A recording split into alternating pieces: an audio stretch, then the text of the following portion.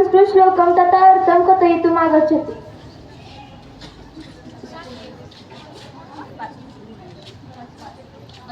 नमो नमः, मम नाम सृष्टि अस्ति। नमो नमः, मम नाम अनुष्का अस्ति। वयमद्य संस्कृतस्य सूक्तिसुधा वदामः।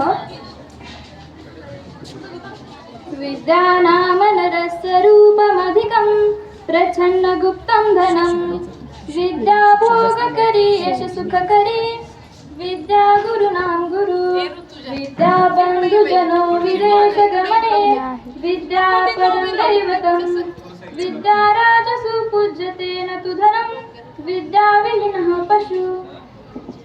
सरलार्थ, विद्या हे मनुष्याचे उत्तम असे रूप आहे। विद्या हे अत्यंत सुरक्षित व गुप्त असे धन आहे। विद्या ही मनुष्याला सर्व प्रकारे ऐश्वर्य आणि सुख प्राप्त करून देणारी आहे। विद्या ही गुरूंची देखील गुरु आहे। परदेशात गेल्यावर विद्या बांधवांसारखी उपयोगी पडणारी आहे। विद्या ही श्रेष्ठ देवता आहे। राजांमध्येही विद्येला मान दिला जातो, धनाला नाही।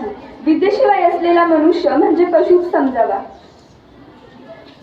निंदन्तु नीतिनिपुणा यदि वास्तुवन्तु लक्ष्मी समाविशतु गच्छतु वा यथेष्टम् अद्यैव वा मरणमस्तु युगान्तरे वा न्यायात् पतः प्रविचलन्ति पदं न धीरा।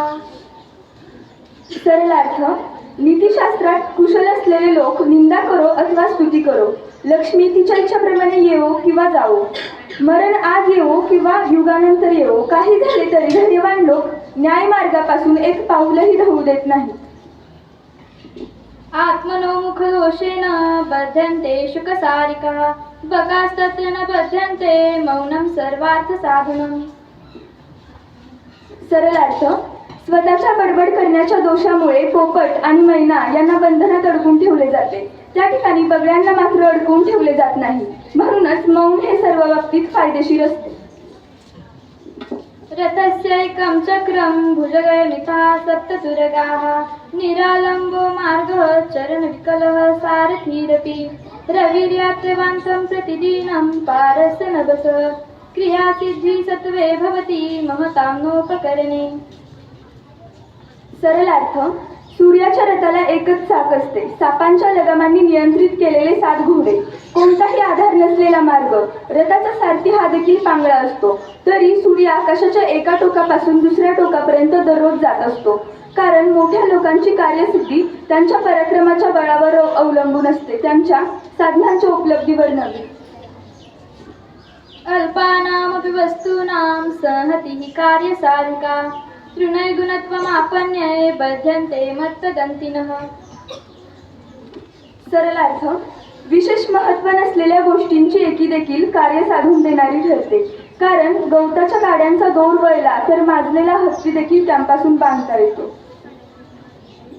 प्रथमवयसि पीतं तोयमल्पं स्मरन्त शिरसि निहितभारा नारिकेलानरानं ददति जलमनल्पा स्वादमाजीवितान्तं नहि कृतमुपकारं साधो विस्मरन्ति। सरलार्थ, लहानपणी प्यायलेले थोडेसे पाणी लक्षात ठेवून नारळाचे झाड आयुष्यभर नारळाच्या फळांचे ओझे डोक्यावर घेऊन वाढते व जीवनाच्या शेवटपर्यंत मानवाला गोड पाणी देते। खरंच सज्जन लोक त्यांच्यावर केलेला उपकार कधीच विसरत नाही। धन्यवाद।